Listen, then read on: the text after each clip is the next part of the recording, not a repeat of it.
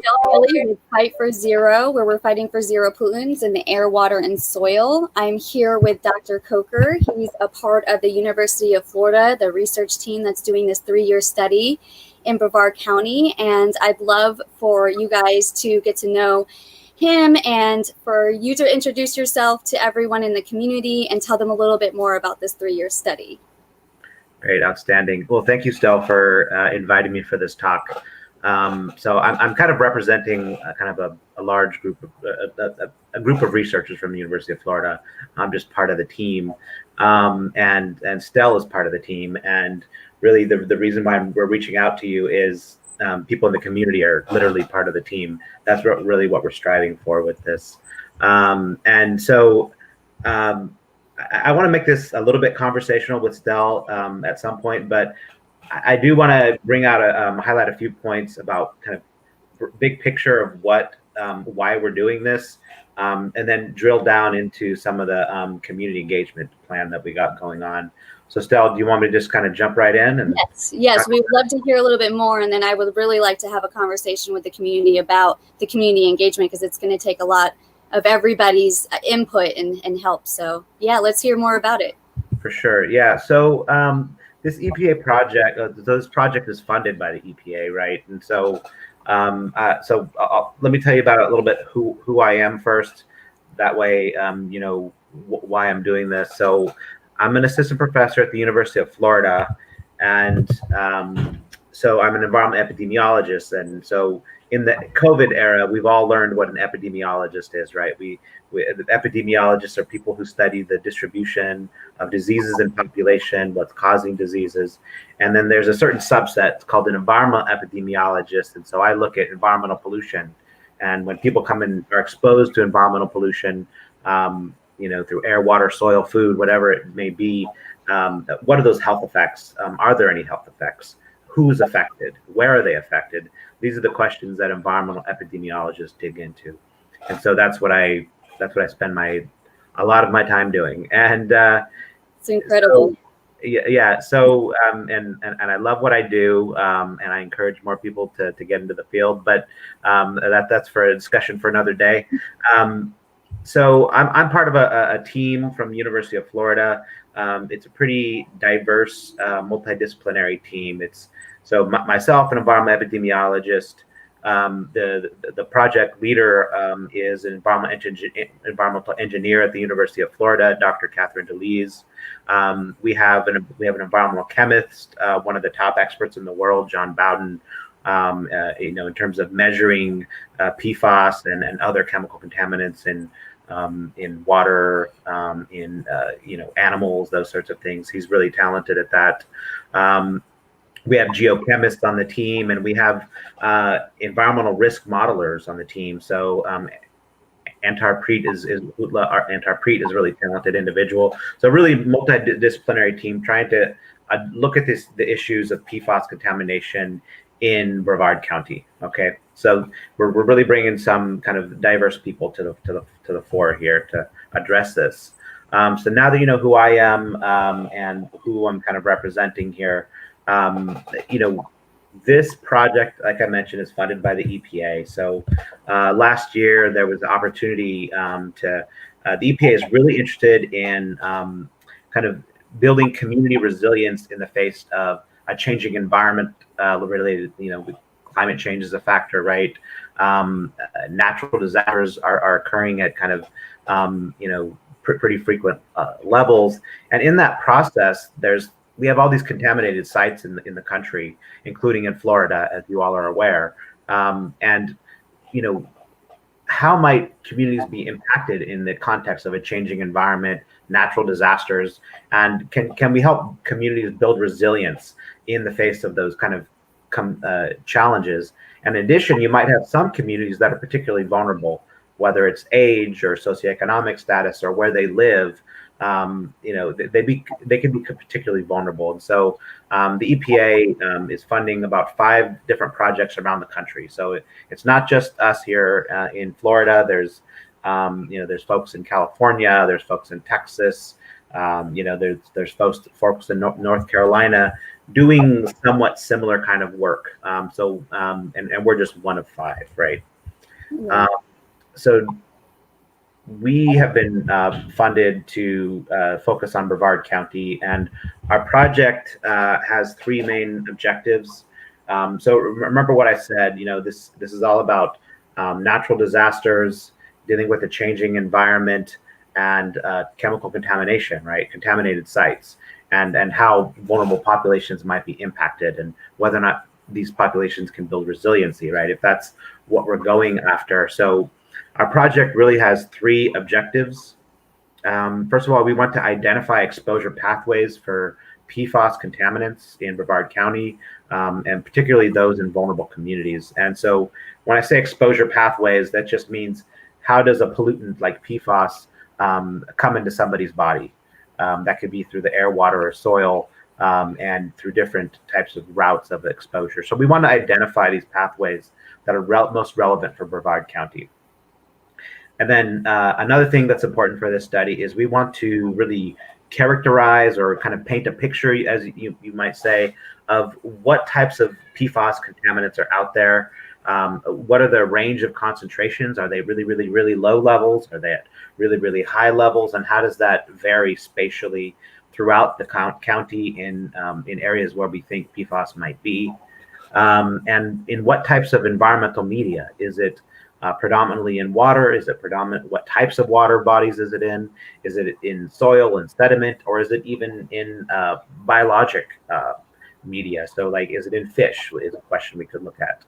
And in particular, we want to know before or after flooding events. So, Brevard County, being a coastal community, you're going to be inherently vulnerable in Florida, right? You're going to be vulnerable to storm surges from hurricanes, and there's other flooding events that can happen. There's tropical storms in the region, and so we want to characterize the PFAS contaminants before and after flooding events. And what this will help us do is understand whether or not these flooding events have a major effect on the mobility of PFAS, meaning, is PFAS moving in the environment in the context of these natural disaster events, hurricanes, flooding, and tropical storms.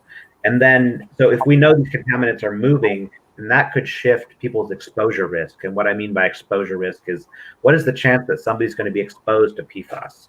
And so if we can characterize all these complex issues, we hope we can build resilience in the community against these kind of complex challenges.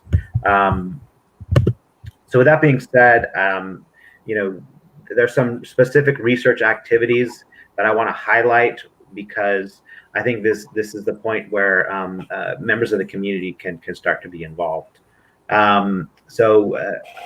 Myself in this project, I'm leading the community engagement part. And so community engagement is just a way of, it's combining, it's a way of reaching out to communities, learning what their issues are, and at the same time, facilitating knowledge to the community. Things that they need to know and things that we need to know, basically. People who live in the community know way more about it than we do as people here in Gainesville in Florida, right? What's so great about that is getting the feedback from the community, because like you said, the community knows best their own community. So having them involved is so important. It's so critical in these kinds of studies to get their feedback and to understand where they're coming from and their area. And, I learned that myself, traveling, for instance, to Satellite Beach, to that community, it was all of the community members that came together and really said, this is what we know, and, the history there. So that's what's so great about community engagement. Absolutely. What other things does community engagement involve with the community? Like, what should they expect as far? Sure. Yeah, that's a good question. So maybe let me talk a little bit about the research plan. All right. So the community engagement, basically, it can take some different flavors. The approach that we're really taking is a community science-driven approach. And what that will involve is, doing activities that enhance the environmental health literacy of the community. So environmental health is really a field that deals with how the environment, how people's interactions with the environment affects their health. And so, we want to make sure that people understand how that happens, what their risks are, that sort of thing. And then so if people's environmental health literacy are improved, then there's people's understanding of the problem improves, and they can be part of the solution down the road, or work on advocacy, similar to what you've been doing already, right? Yeah. And then the citizen science piece is really, really critical to what we're trying to do. Like I said, there's different flavors of community engagement, but really here we want to use, but we want to leverage all the resources that the community already has. So Fight for Zero is an organization that's active in the community. A lot of people know who you are, what you do. And so how can we build on what you already have, right? What have you established that, what resources, assets do you have? And with citizen science, we can say, okay, us here at the University of Florida, we have environmental engineers, we have environmental chemists, we have environmental epidemiologists, we have geochemists, we have some varied scientific disciplines. So how can we bring those resources to bear with what Fight for Zero doing and people that are actively engaged already? How can we contribute to the solutions that you're trying to reach, right? Right. Yeah, so that's, I think that's the key to citizen science is, everybody is a citizen. So theoretically, all science is citizen science, but in the context of community engagement, it's really getting people who are living in the community, who have a real stake at what decisions are made, what is happening in their community, getting them involved in the research, but also having folks with the scientific expertise to say, okay, if that's what you're interested in, these are ways we can try to answer those scientific questions in really valid ways. There's this misconception that people in the community can't do good science. Well, that's just flat out wrong. Fight for Zero has already been doing some stuff in the community that has, interesting, important scientific results. And so why not combine forces and do a citizen science approach? And another thing that's great about citizen science is, when community members are deriving this information, it's really, really much more trusted, rather than an outside group coming in and doing all this work that has inherent value. But there's also a little bit added value when community members are doing some of the work and teaching each other, learning from each other, and disseminating that information. And that's at the heart of what citizen science really is. So, all science is citizen science, but in the context of community engagement, this is what we mean. And then I want to mention there's a really critical component to this, is you're not just doing scientific work for the sake of scientific work, right? It's, what I mean by that is, somehow people need to learn from what you've done. And so one thing that we've built into our community engagement plan is having an annual community conference. And for those who, might be familiar with like scientific conferences, where scientists get together and they present their findings and they critique each other and they pat each other on the back and learn from each other, that sort of thing, and really drive the science further. Well, what we're trying to do is do a similar kind of model, but have it community driven. So an annual community conference where people have been doing citizen science work, they've been doing advocacy. Well, what have we learned, and what lessons can we learn? Can we learn from each other? Can we inform some of the research activities that our group is doing? So I haven't even touched on these research activities that our group is really doing. And so if you want to learn more of that, dive into some of that, I'm happy to. Do you have any questions about that, perhaps? Yeah. Well, just going back to community engagement, one of the things that stuck out to me was, with us in our group and going out and doing the water testing, it gives you more of an appreciation of where you live. And like you said, you want to take better care of where you live. It's your home. And so it's like you wouldn't throw trash out in your own backyard type of situation. So you don't want it in your hometown and within your communities or in your neighbors, and affecting the people that you care about. We all have to be together in these communities and really take care of home in general, because if we don't, you'll see the effects of this long term. Our children and their children are going to have to deal with this. So yeah. If you guys have any questions, make sure that you're commenting below, and we'll see if they pop up here in our live stream, and we'll be sure to try to answer your questions. Sometimes Facebook will skip. I don't know why, certain users. So I just wanted to put that out there. If we're not seeing your question, it's just because it's skipping. So, there was another thing I wanted to comment on, is like one thing we're trying to do with this. I think it relates to just what you were raising, is you were bringing like that personal touch that people have in their neighborhoods, that personal connection that people have, and they want to protect their communities, they want to protect their families, they want to protect themselves, and environmental pollution is a real issue, no matter what people might want to say. And there's real health consequences from environmental contamination. And so, part of what we're trying to do is to build resilience. And I think that word resilience gets thrown around a lot. Mm-hmm. And so, we really are trying to be a little bit purposeful with what we're doing here. We're taking that seriously. And so, really resilience is it's kind of like a process, and where people can adapt in the face of adversity, whether it's trauma, a tragedy, whether it's the threat of another tragedy coming. I raised the scepter of hurricanes earlier. I raised the scepter of tropical storms and flooding.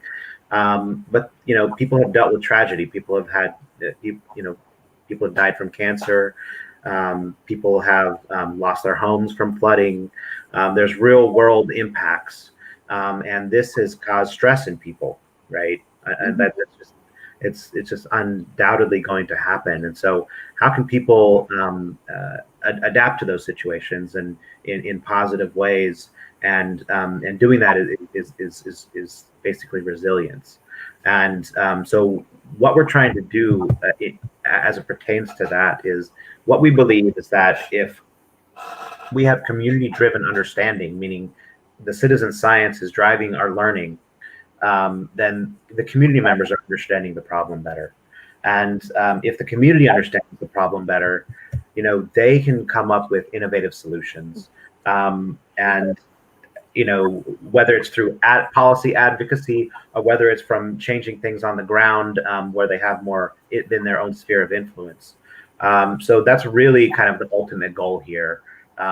Yes, we want to do all these fun scientific, answer these important research questions, but ultimately we want to build resilience, and so people are enabled to adapt to these stressful situations that will inevitably occur and have occurred in the past, right?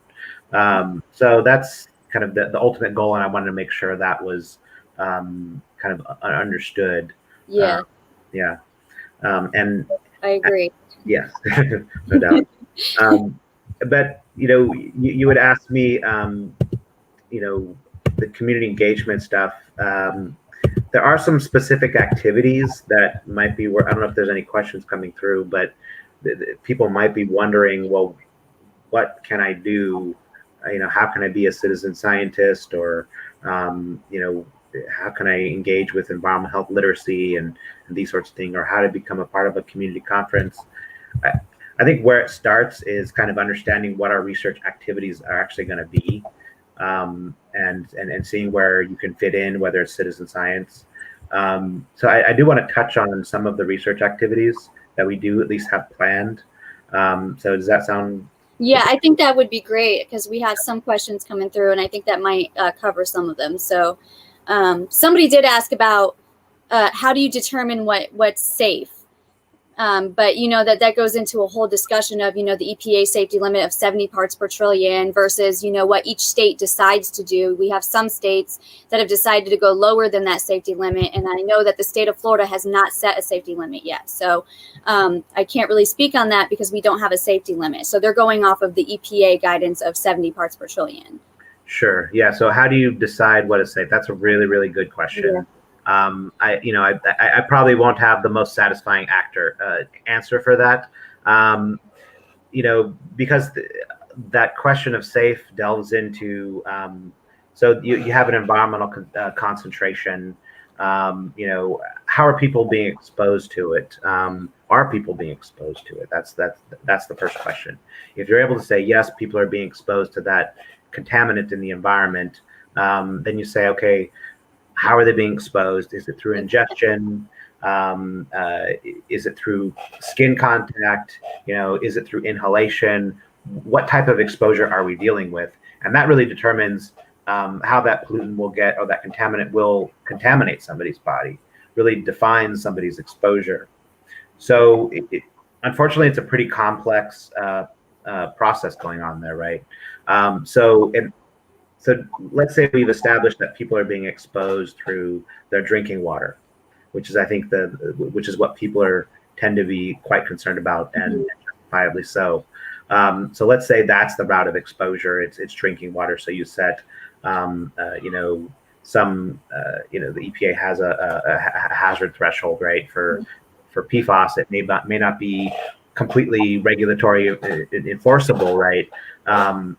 But how did they set that? And that gets into even more complex issues. So we have to rely on epidemiologic data.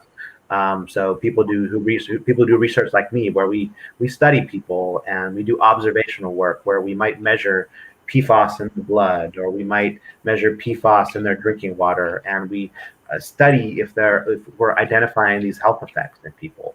So that's one line of evidence that we use, and then we also use toxicological data, which is basically doing studies with animals or cell lines, where we try to say, okay, if I expose these animals or cell lines to this level of the contaminant, what kind of effects? Those experiments are nice because we actually get hard data that are not observational but experimental, which is really hard, concrete data. And then you have to combine that information to establish some threshold. And then not only you have to do that, you have to kind of say, okay, what is the existing entirety body of literature? And unfortunately, that literature is still evolving with regards to PFAS. I think this is why it's kind of not a satisfactory answer, is because we're still learning a lot about this contaminant and what the health effects are. We do know a lot already. But I think you can understand based on what I'm saying. There's a lot of it's so complex. I completely understand, and I know. With the studies, it's But all that is to say is, I believe it's my understanding the Florida Department of the Environment, they are looking to set some threshold standards, and I think one thing that they've recently been doing is saying, okay, what have other states done? How have they tackled this problem? I think states like California and New York have been a little bit more progressive in how they're setting their state level standards. They're looking at multiple health endpoints instead of one, because if you focus on one health endpoint, you're not getting the big picture. And I believe in California, they even looked at sensitive populations, so children. So looking at developmental effects. Also, cancer is an important one, because some carcinogens can have no threshold of exposure. So like zero exposure is all that's acceptable, or minimal risk. So Florida, my understanding is they're looking at what other states are doing, what is the state of the science, and one of my students did some work on this and kind of characterizing what is it that the state should be considering for setting these levels. And really it's doing that synthesis of that toxicological epidemiologic information, and looking at sensitive populations, and also looking at multiple endpoints, and therefore you can have the most conservative safety threshold. And this is a risk-based approach, and some people argue that that's a little bit that's a little bit risky to do, quite frankly.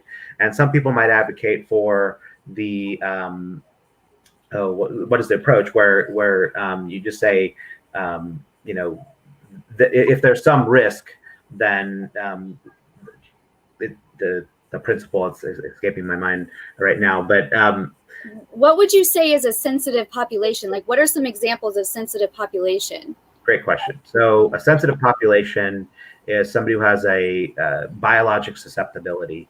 So vulnerability and susceptibility are different things, but they're kind of enmeshed with each other in some way. So susceptibility is a very biological thing. So a sensitive population would be a developing fetus, developing infant, because infants are still developing, a young child, they're still growing.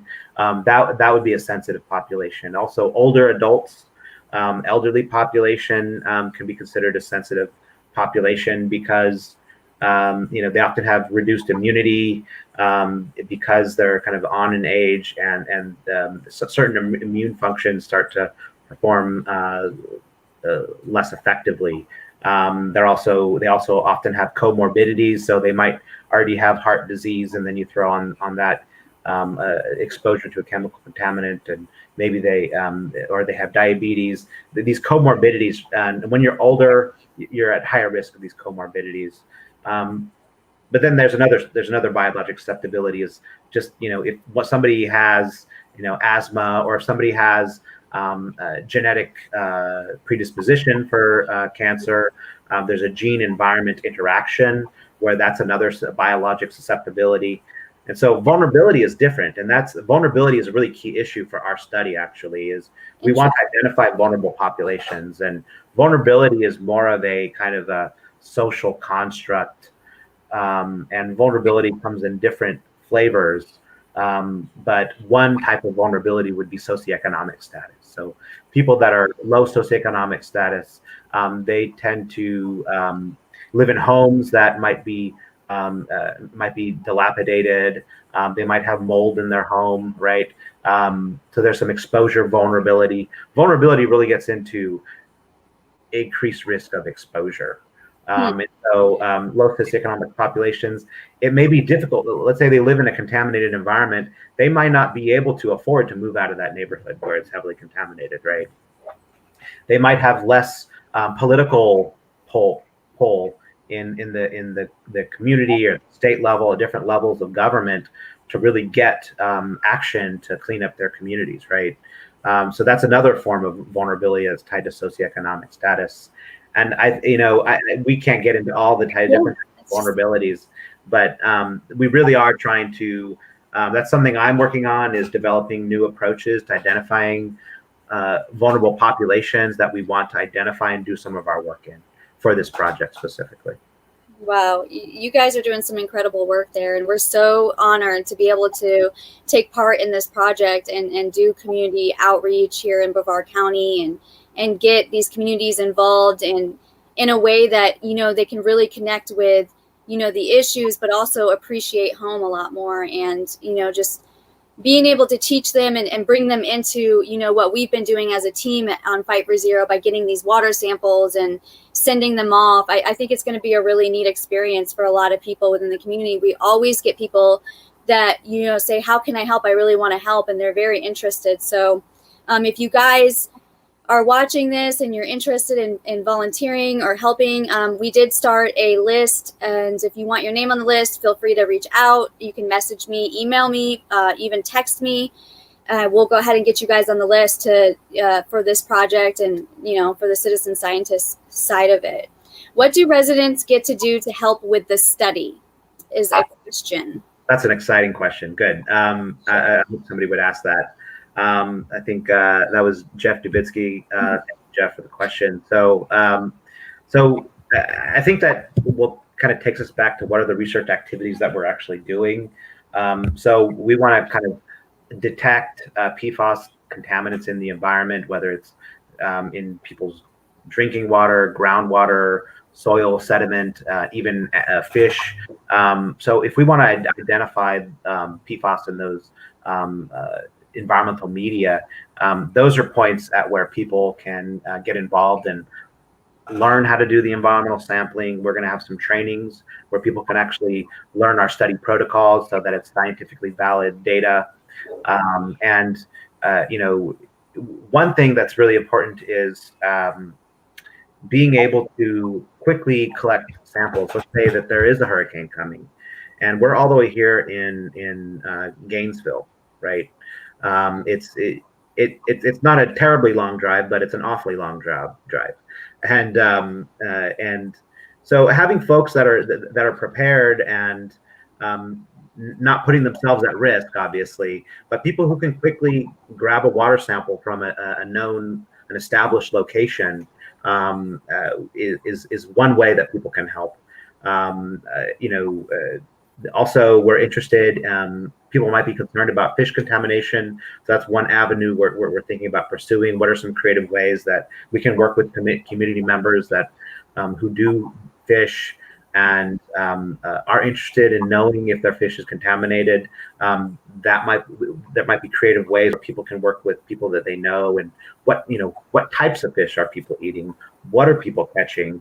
Okay, it's not just any old fish. We can't go catch some fish and go test them. It matters what type of fish, what kind of, how often they're eating. There's different projects like that I think Fight for Zero can play a critical role in, like connecting us with people who are interested in those. We do have a lot of people in the community extremely concerned about the fish, especially in the lagoon. We are constantly being asked about the fish. What about the fish? What about the fish? So I think that would be a project that most people are very interested in, especially a lot of the fishermen and people that go out fishing and they do it for a living, that are in this group.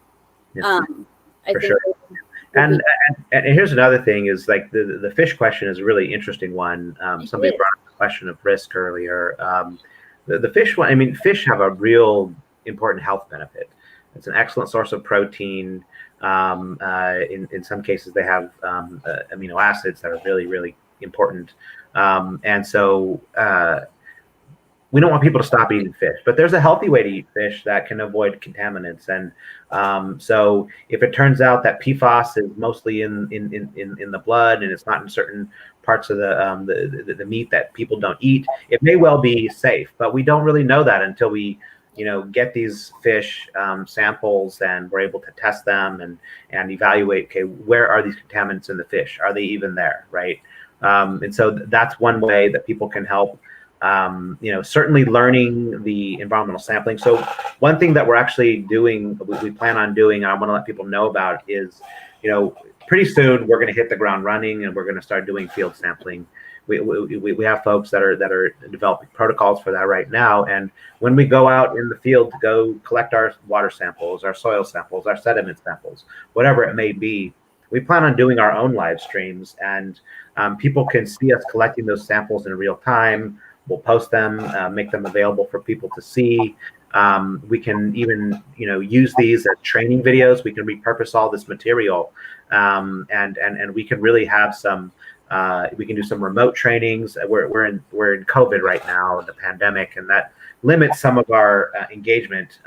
But we're really trying to be creative, like as you propose doing this here, and I think it's a great idea, these live streams. And so we're going to be in the community soon, doing some sampling, and we plan on doing our own live streams. So you'll see us, if you see people sticking a sampler in the water, it's probably it's a good chance it's us. And don't be afraid to say hi and come talk to us. Just stand 6 feet away. We should be all good. But not to make light of that situation. But we're happy to talk to people if you see us in the community. But we are going to do those live streams, and if you want to, just see how it works, and maybe you can say, "Oh, I can do that." Maybe I just need a little bit more training and some protocols, and I'll do it to the T. You could be a part of the team, right? So I think it could be that simple. So I appreciate the question. Yeah. Well, it looks like I don't see any more questions below. So again, you guys feel free to contact us. And if you're not here during the live stream and you're on replay, still feel free to comment below with any of your questions, and we'll try to get that information together and get your questions answered, whether that's messaging you or answering them in the feed, or doing an email. So thank you so much. We appreciate. Is there anything else you want to close with on this study, or? Sure. Yeah. No, I just want to thank Fight for Zero for giving us the opportunity to work with you all. I know Stell has worked a little bit with John Bowden, who's on our team in the past, and he's a really important part of the team. And some of you might already know him. So I want to acknowledge that John Bowden was really critical in connecting us together. And then just to let people know, Stell can give you my contact information. I'm happy to answer people's emails. If you feel like you need to chat over phone about this stuff, I'm happy to talk with people just to get the ball rolling. And I look forward to getting this project started with Stell and the rest of the community. So thanks again, and hopefully we can do some important work here. Well, thank you, and everybody have a wonderful rest of their week, and we will see you shortly. Yeah, great. Thank you.